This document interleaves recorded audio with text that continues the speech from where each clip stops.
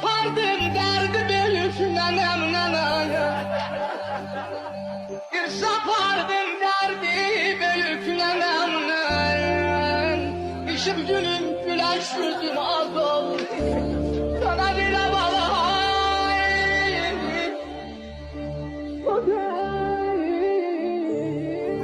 Varım yokum, Kerbela'da yok oldum. Benim gemim nenemden de çok oldu. Az bilime diyemedim derdimi. Her mizgilim kalbimde bir ok oldu. Su akmazsa sen Allah'la bitirmem. Kurd olmasan koyun sürü yitirmem. Olçu kovan maram kimi itmişem. Olçu kovan maram kimi itmişem. Hiç kim beni ellerime getirmez.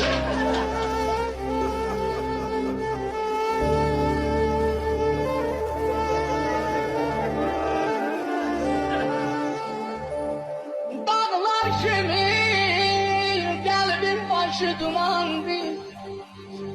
Gözlerimde hasretin ışık aldı. Hudayım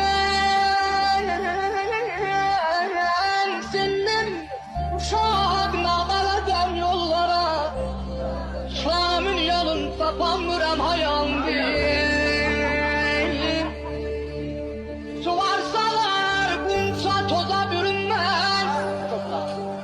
Suvarsalar kumsa toza bürünmez. Göz olsalar gül şaheden derinmez.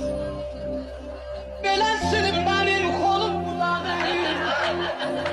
Beləsinim benim kolum budadır. Mübayim tozlu saçım ölenecek ölüm.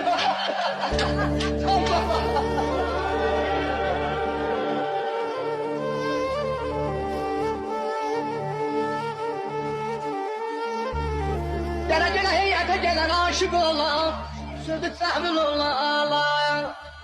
Hudayım bülbül yazar, ağızda alaga yükseğim. Ceh vurar gülüşten, sağda üstten. Koymadılar yolunu yokşayan. Parpar olan gülüne görsen. Koymadı her yaşlarımı okşayma. Koymadılar yolunu okşayan. Parpar olan gülüne görsen. Gemahlı gel gününde yoldaş istem. İsteklisin yoldaşından baş isterim. Tayfamın göklümen isteseyim. Benim göklüm bu çölde kardeş isterim. Kardeş yalan yaşayayım.